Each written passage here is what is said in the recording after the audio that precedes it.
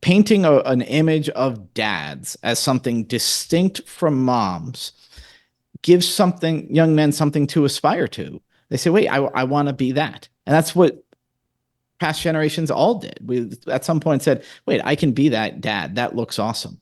But if we think that sex differences don't exist, or that there's something that men generally need to become more like women in their in private lives, so then that's gone. Tim Carney, welcome to the Coalition for Marriage. How are you doing? Doing well. Thank you for having me. Well, it's great to have you. Now, for those who haven't heard of you, well, what on earth's going on? But you're a prolific writer, you're a prolific journalist, if I might say. And you, interestingly, as well as being a commentator, you kind of appear on both sides, if I can call it that. And there very are definitely both sides in the US. And you seem to appear on many different TV channels and giving your opinion on all sorts of different things, which is great. And maybe you can touch on how you managed to do that. But what I want to talk to you about today is one of your many books, and it's the one which is called Family Unfriendly, because very insightfully, you pick apart many things about our culture, our society, and if I might say, it's the same both sides of the pond, things which are just unfriendly for family and contributing to maybe the lack of family in our society and our cultures. And then you come up with some brilliant ideas and suggestions as to how we take things forward. So from my point of view, really is a perfect book.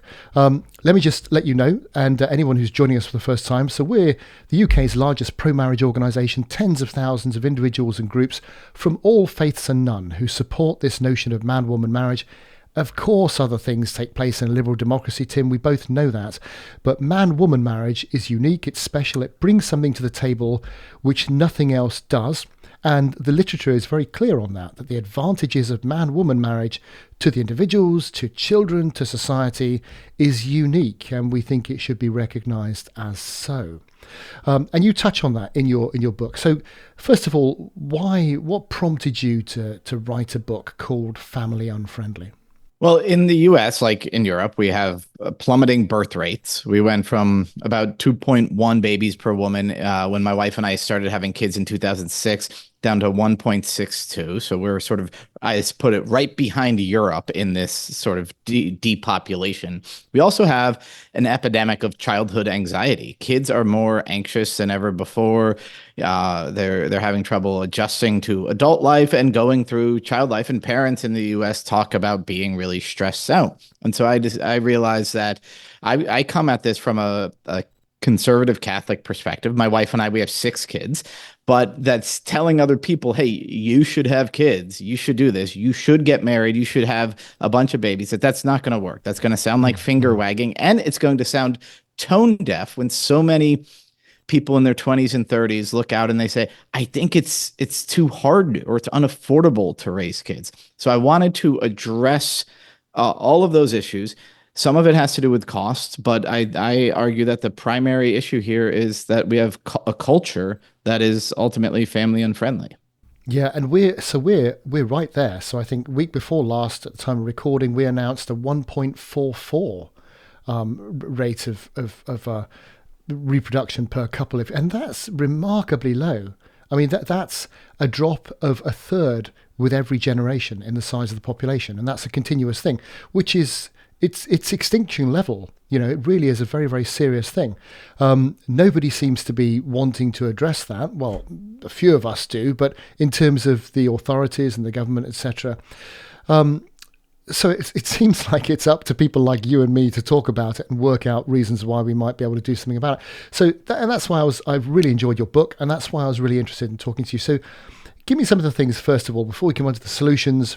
You mentioned the obvious stuff, cost of living. I mean, what else do you think, if anything else, puts people off getting married, having children, building a family, as you and I have done? Well, I think that for one thing, we have increased kind of the inputs, the costs, the time costs of parenting more than even the economic costs. If you look at what the average middle class or upper middle class parent in the US at least does, it's driving their kids everywhere. I conducted a focus group of young men and another one of young women who don't have children and are undecided. And what a lot of them said was, I don't want to give my children the bare minimum. I want to give them the best of everything. So those expectations that you have to have a big house in the suburbs, that you have to give them, their own piano tutor and their own, travel soccer team, et cetera. That some of those expectations and demands on parents deters people who think, well, I don't exactly know what I'm doing in this whole parenting thing, ignoring the fact that every single parent in history began without any idea what they were doing. Um, Absolutely.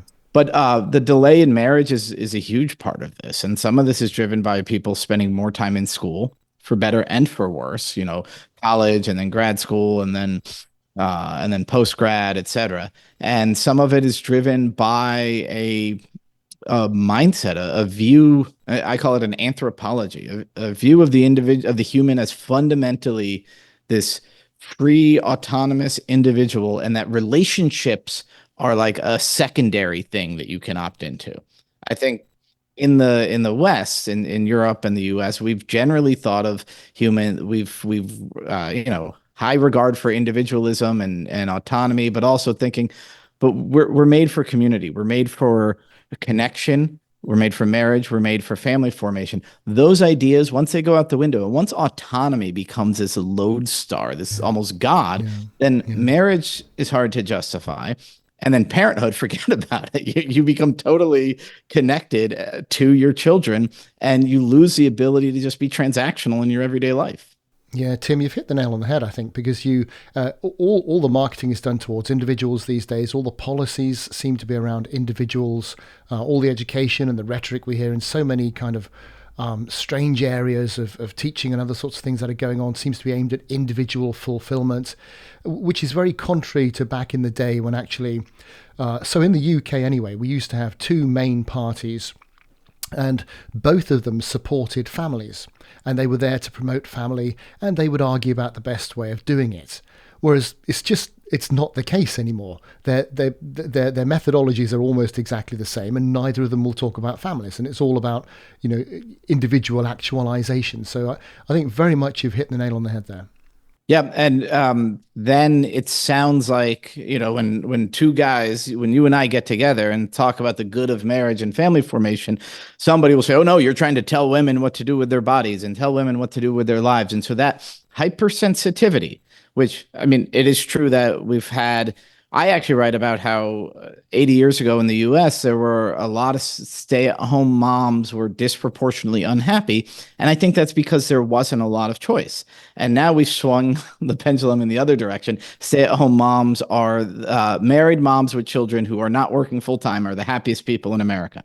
Yeah. And that's because they Yeah. chose it. And if every mother in America, and I don't know if this is true in the UK, but if every mother in America got to snap their fingers and have the work family arrangement they wanted, it would be working from home and being off the clock when the school bus is dropping off their kids. And so that to push things in that direction would be pushing things towards what women want, but it sounds unfeminist somehow. Yeah. Strangely enough, that was the pre-industrialization model, wasn't it? Really, historically speaking, that's what women would do. They would contribute in the way they could contribute, and they would look after the kids, etc., everything else. And then industrialization changed all that. The man left the home. The woman then felt, well, I'm trapped in the home on my own with nothing to do. And we've almost kind of overcompensated by saying, not you can go to work, but in the UK, it's almost like you must go to work. We're going to provide wraparound childcare. And as soon as you can, you must get back out, let the state raise your children. You go out and you report to somebody who is going to govern your life, and you serve them. We'll look after your children. And it's bad for the economy, right? If you look at the measures of the economy, it's bad for the economy if mom stays at home, because, well, then you're not going out to restaurants. You're making your dinner at home. You're not paying daycare. You're not earning an extra wage. And so these things that are good for the family, which is more time with a husband and wife, more time in the neighborhood, more time with the kids, get measured by the economists as negative. And so I have a chapter in Family Unfriendly on, I call for a family-friendly feminism. And I point out, so there's tons of talk about the pay gap between men and women. And the best economists on this have concluded that today, in the 21st century, almost the entire pay gap can be explained by the fact that mothers value flexibility in their hours and their place of location. And that latter part, before the pandemic normalized work from home, that really would say, well, I could take a higher paying job, or I could take a job that's 30 hours a week. I'm going to take, and so almost the entire pay gap was explained by that. And this was understood in Europe, and in a lot of parts of Europe, they said, oh, well, if family is competing with economic equality between men and women, what we ought to do is relieve women of their duty to care for their kids. And so they said, women, become company men. The government will take care of your children from 9 to 5, and you're going to work long hours just like your husband. And I argue, actually, a better thing to do would be to, I mean, and this isn't crazy, but to make workplaces more family friendly for everybody. I've always worked at conservative institutions. The Washington Examiner is where I write my columns. The American Enterprise Institute is a think tank where I'm a fellow. And at both of those places, my bosses all make it clear, your family is more important than your work. You got to do your job, do it when you can, and prioritize your family. And that would be a real feminism, rather than say, let's do institutional childcare and 40 hours a week for everyone. Yeah, and the evidence is quite clear. You look at people like Erica Commissars being there, and there are loads of different books that look at the repercussions for children who are basically shoved into daycare as early as they can be, etc., etc. Now, I get, Tim, that the housing market means that for some couples, what choice have they got? Exactly. You know, they've got to both go out and work because they've got to pay rent or they've got to pay the mortgage. And it's yeah, we would love to stay at home with the children, but we've got to literally go out and work and buy the food to put on the table. Otherwise, we can't afford it. That is the way in which the affordability explanation is true. I actually looked at multiple studies that found that affordability in most cases does not actually predict lower birth rates. That when childcare costs go up, that doesn't predict a steeper fall in birth rates. When school quality goes down, that doesn't predict it. The main difference was the price in the US, at least the price of owning a home. And one study in the UK, because in the US, most homeowners have a fixed rate mortgage. But one study in the UK said, as interest rates fluctuate, they did find that a year after a large increase in interest rates, birth rates did go down, in part because, your monthly budget gets pinched, your ability to upgrade and get a bigger house gets pinched. And so but that's a problem that on this side of the pond, at least, has been really since 2020. Housing prices have taken this dramatic increase, and then in the last 2 years, mortgage rates have gone up. The baby bust started in 2007 or 2008. We've had falling numbers of births, falling birth rate for 15 years. So it's not the only cause, but it made me happy when Kamala Harris was asked, a lot of young people say they just can't afford to have kids. What would you do about it? She gave the right answer. Her first answer was build more houses. Because if you increase the supply, you're going to eventually lower the price. And the point you make is build more affordable houses. More affordable house. And what I call the starter home, which is where my wife and I moved when we first got married. We bought a house that was 900 square feet. There were 2 small bedrooms and a tiny bedroom. And but we had a yard that we could fence in and that we could let the kids run around it. And nowadays there's apartments or there's massive $4,000 square foot homes. And 6 bedroom, who needs 6 bedrooms when nobody's having kids? I don't even understand that. But the starter home is regulated out of business. The builders will say the regulations we have to pay for, the permits we have to pull, it adds up instantly to $100,000 on a house. So, how are we going to sell a house for $200,000 if the regulations cost half that? Well, that's absolutely profound. I mean, because I haven't heard a lot of people talking about that actually the regulatory framework makes it not very wise to build small houses because you don't get much profit per amount of effort put in. So actually, we need to look at those incentives and look at the regulatory framework, et cetera, which I know is on the agenda in the US, very interestingly. So maybe they'll look at nuts and bolts type things like that because that really would make a difference. Yep. And then, and we have a child tax credit here where you get $2,000 off your taxes per child. But really, that just ends up, and it's per year, that just ends up equalizing the fact that children don't get kind of what we call the standard deduction, that it ends up equalizing the taxation between a family of five and five, single guys working. I Yeah. write about that in the Yeah. book. And so Yeah. that's a basic fairness measure, but that was not set to adjust for inflation. So it's been $2,000 for 4 years. It's lost 20% of its value. And so parents are getting hit harder and harder every year. So we have a big debate about that. But I talk about in Europe how various countries, France has tons of money for children, but Hungary has tried various things. These government programs, a lot of them are good, but if you're not changing the culture, you're not really going to move the dial. Mostly, if you're not getting people to opt for marriage and parenthood and the sacrifice that that entails, then you're not going to move the needle. Yeah, yeah, yeah. And I think it's Melissa Carney, isn't it, the two-parent privilege? And she talks about how it just makes sense to get married early and start building your family together because, you know, it's cheaper in terms of rent. If nothing else, you're renting one place Yeah. instead of two, and it just frees up money to do other things, and it just makes perfect logical sense. But there is this, you're absolutely right, the stumbling block is this cultural issue, which seems to have shifted. And so I suppose the question, the big question is, how do we start getting it back again? How do we start persuading people? Because you and I will know, well, ourselves, we will be in that position where we discovered it and we've discovered actually it's really great. And probably our children are looking at us and thinking, yeah, I'm going to do that. And in fact, I had one of my children, the first one got married recently, young, 21, and her husband was 22. It's great because they've seen how good it can be, both of them, and they're both thinking, we want to do that, please, because that looks really, really good. So much of the culture doesn't see that. So what do we do? How do we get the message out there?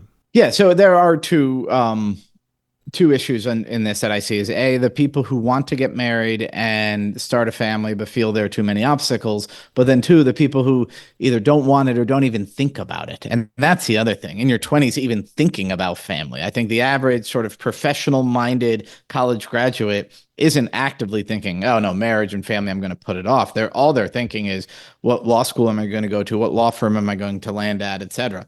And so to get those images before their mind. So culture is only going to be moved so much by, lectures or, pointing to, you mentioned the economist Melissa Carney's book that's showing that, people benefit from marriage, et cetera. But so economic arguments and lectures are only going to do so much. A lot of it is going to have to be culture and cultural images. The fact is that the way I spend my weekends often is in a backyard barbecue when the weather's nice with a bunch of other parents, a ton of other kids running around, and it's a fun, joyous life. And we're Catholics, and we go to mass on Sunday, and then we go and get donuts, and we get together with the extended family, and that's an image that doesn't appeal to everyone, but I think it can appeal to a lot of people. So using whatever cultural power we have to put before people an image of marriage and of parenthood. And so I sometimes just on Twitter, I'll post like a picture of me defeating my younger sons in basketball. Now they're like 2 feet shorter than me, so it's not difficult, but it's fun. And so, Yeah, but that's yeah, another interesting point. Masculinity, which is under huge attack in the US and probably in the UK. Well, masculinity is, you talk about toxic masculinity, you imply that masculinity is generally toxic. You tell men you have to be more compassionate, all that stuff that has little grains of truth, totally omits the fact that families need men who are masculine, and that there are certain joys of parenthood that are dadliness. And that's why I talk about, wrestling, playing sports, just generally doing painting an image of dads as something distinct from moms gives something young men something to aspire to. They say, wait, I want to be that. And that's what past generations all did. We at some point said, wait, I can be that dad. That looks awesome. But if we think that sex differences don't exist, or that there's something that men generally need to become more like women in private lives, so then that's gone. and you make this point very clearly in the book. I think that there are statistical differences between men and women. Maybe one standard deviation about the mean, so it's not massive, but generally speaking, in any group of people, the stronger, more aggressive type will be men, and the people who are more concerned with individuals and feelings will be women. And that isn't a social construct thing. It's just A natural, yeah. just a natural occurrence, and shown time and time again across cultures, across time. Thousands and thousands, tens of thousands of cases where this is just the way things are. It doesn't mean you won't get examples where you'll find a woman who's more aggressive than a man.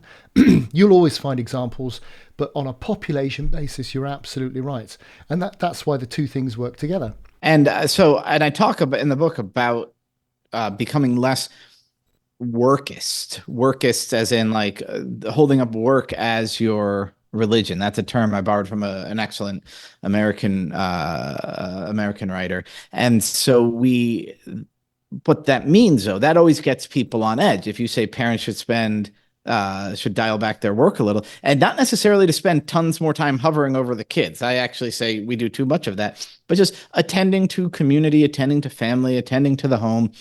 And when you say that, people will say, well, what you mean is more stay-at-home moms. And I say, you know what? Statistically, yes. If the number of parents who are at home with either only part-time paid work or no paid work, if that went up 10%, 80% of those parents would be moms. And that's fine because of the natural differences. But because it's unequal, that is one reason that people who are obsessed with gender equality will try to push everybody into the workforce, because in the workplace, you can come closer to equality. But once you're talking about family, the natural biological, psychological, and physiological differences are more glaring. So the family itself, this is why so many radical feminists will say the family itself is a patriarchal thing. And what they mean by that is the family itself highlights natural differences between men and women. And so it's an uncomfortable family doesn't fit neatly into this idea that we're each perfectly equal, autonomous bundles of rights freely floating about the universe. And again, culturally, it's because we don't respect motherhood enough. We don't, the idea that we don't value enough literally bringing about the next generation. Which is a wild thing that anybody does. It's insane, isn't it? You grew a person absolutely in your insane. body. Yeah, Yeah. And so that's absolutely true. The lack of value of motherhood. And my wife, she hasn't had a full-time paid job since our first child, and she'll find even sometimes in more conservative or more Christian circles, if it's a sort of high achieving thing, if I'm at a dinner for the Federalist Society and it's full of lawyers, and somebody asks her what she does, if her answer is, "Oh, well, I stay at home and I raise 6 kids," the conversation ends and the person's eyes will wander to somebody more interesting. I'm not saying that that's universal or even the norm, but it is something that happens, and it reflects the fact that I talk about the cultural images and that sort of stuff. We need to hold up not just the like amazing moms who are killer lawyers and are raising 5 kids. That's great. But also the amazing moms who are killer moms and are raising 6 kids. And this is what they dedicate their life to. And they have sacrificed pay. They have sacrificed wealth for this, that needs to be more of a hero image. I absolutely agree. Well, I'll tell you an interesting conversation I had with some of our leading feminists in the UK, actually, at a conference recently. And they were saying, look, there is this issue of toxic empathy, maybe. And I know there's one of your compatriots has published a book with that title very recently, which is worth a read. But we've been talking about that for a while. And these feminists were saying, look, the trouble is you get a lot of women, high-powered women in high-powered positions, who discover, oh, you can't have it all, actually, it turns out. But they cannot admit that. And so there's this myth perpetuated, which is, yes, you can have it all. And all women who don't try and have it all then feel guilty and feel, oh, why, how dare I just to spend time at home bringing up my children when everyone else says you can have it all. And so you're absolutely right. My wife was in exactly the same position of feeling a little bit stigmatized for not going back to work, even though she had some children who weren't in full-time education yet. And you think, well, that's the thing we need to culturally look at, where we respect women's options and say it's not just the going to work, but if you choose to stay at home, that actually has economic value in a much more long term aspect. Well, and so to make that a little easier, one of the things I call family friendly feminism is men at work making it very clear that family matters more. The boss is doing it, but also getting up and leaving and saying, "Hey, I got to go home. My family needs me. It's dinner time." But in addition to that, just highlighting most of the dads I know make career sacrifices for their family. One of my favorite things to do, and if you read Family and Friendly, you'll see I spend a few days here in, Salt Lake City and over there in New Milford, Connecticut, and I go to Israel and I do some of these travels. If I had my ideal career, I would do those travels all the time. I would have spent 2 weeks in Israel meeting with, I would have, I would go back to a small town in Iowa and spend months there getting to know every nook and cranny and writing about it in my books and writing about it in my magazine. And I am sure I could do amazing award-winning journalism if I got to do that sort of ethnography. But you know what? I don't. I do it for a couple of days and then I come home to my wife and my kids. So I make career sacrifices for family. I'm not in any way complaining, but I'm saying this as a way of saying, guess what? You there are trade-offs between these two things that are going to take up the most time in your life, family and work. And men have to be open that we're making those trade-offs too, if we're asking mothers to make those trade-offs. Yeah, yeah. So, Tim, at the time of recording, you've got a new government in the US about to come into power. Were it the case that you were asked, Tim, what should we do to make the US a better place for families? Do you have a top three things that you would say, yes, let's do this? Sure. I mean, figure out a way to get more small family starter homes on the market, whether it's regulations, that's probably what the best way to do it. Number two, actually, I talk a lot in the book about letting kids run around a neighborhood, and that requires sidewalks, crosswalks, playgrounds. So just infrastructure with children in mind, and particularly unaccompanied children, children who aren't driven there by their parents, who ride their bikes and walk there. And third, I do think that there is, the child tax credit we have should adjust for inflation. It should be a little bit bigger. And any money, we now have some money that's directed just into childcare subsidies. All of that should be moved into just giving it to parents to spend as they like, because some will want to pay for childcare, and some will want to build a granny flat, build a little apartment over the garage for their mother to live in to help raise the kids. Some will want to move to a block where you just let the kids run free. Some will want to work less so that they can do the after school childcare themselves. So that's where I would start. I don't think government can solve this problem, but I do think there are family friendly policies that the new administration should pursue.